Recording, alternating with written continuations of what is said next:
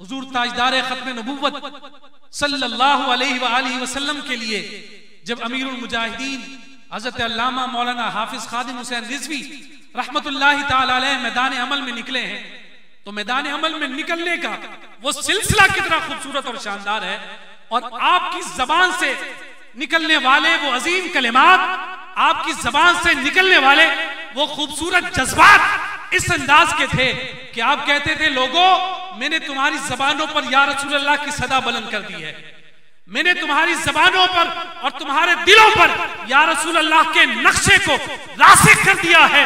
और फरमाया कि मैं कब्र में भी चला गया, मेरी कब्र से गुजरते हुए अगर कोई शख्स लब्बैक या रसूल अल्लाह कहेगा तो मैं कब्र के अंदर से उसे लब्बैक की सदा के साथ जवाब दूं।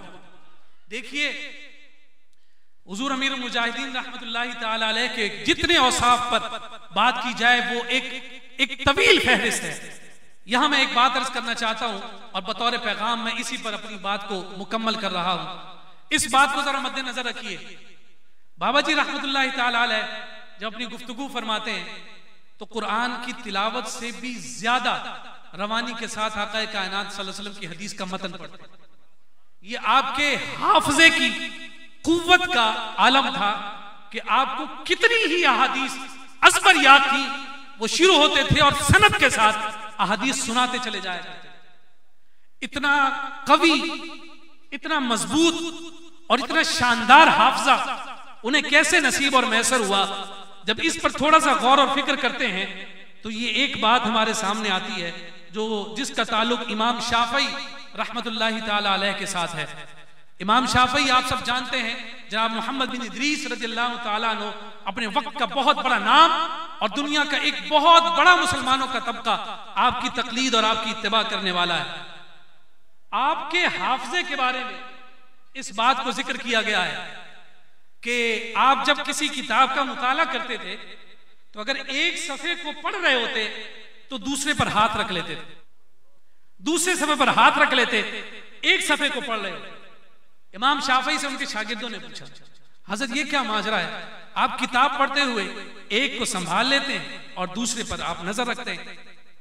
उसके जवाब में उन्होंने कहा कि मैं जिस शय को याद नहीं करना चाहता, तवज्जो चाहिए, कहते हैं कि मैं जिस चीज को याद नहीं करना चाहता उस पर हाथ रख लेता हूं, अगर उस सफ़े पर नजर पड़ जाए वो सफ़ा मुझे हिफ्ज हो जाता।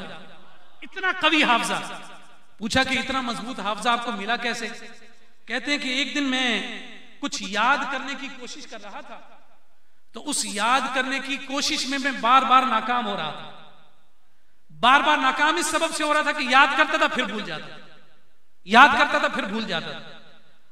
इमाम मोहम्मद बिन इदरीस शाफी रहमतुल्लाहि ताला अलैह ना सिर्फ फकीह थे बल्कि जबरदस्त किस्म के शायर भी थे। आपका दीवाने शाफी भी मौजूद है, पूरा दीवान आपका मौजूद है।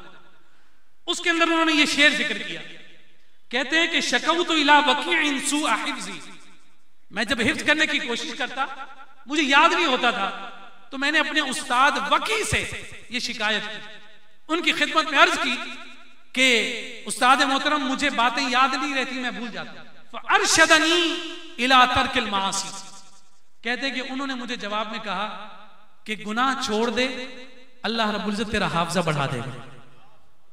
और फिर कहते हैं व अखबरनी बि अन्नल इल्म नूरुन, मेरे उस्ताद वकी ने मुझे जवाब में कहा, कहते हैं कि उन्होंने मुझे ये कहा कि देखो ये जो इल्म है ये अल्लाह का नूर है, अल्लाह रब्बुल इज्जत का नूर है। कहते हैं कि उन्होंने कहा कि इल्म नूर है, व नूरुल्लाहि ला यहदी लिआसी, और जो अल्लाह का नूर है वो किसी गुनाहगार के दिल में महफूज नहीं होता।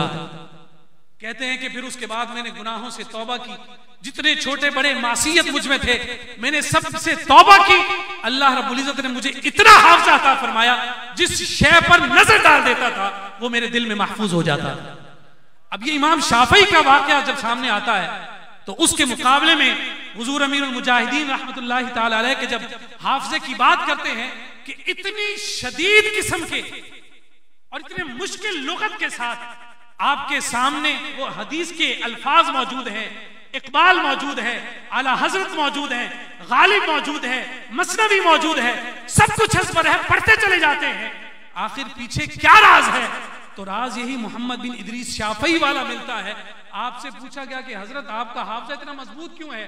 तो आप कहते हैं जब से मैंने होश संभाला है किसी नाम महरम पर मेरी नजर नहीं पड़ी है।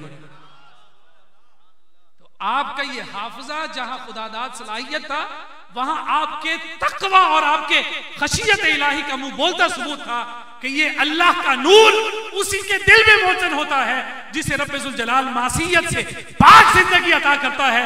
इसलिए वो जाते हुए भी ये ऐलान करके गए, मैंने जितनी जिंदगी गुजारी सुथरी गुजारी है, उन्हें जाना उन्हें माना, न रखा गैर से काम, लिल्लाहिल हम्द, मैं दुनिया से मुसलमान।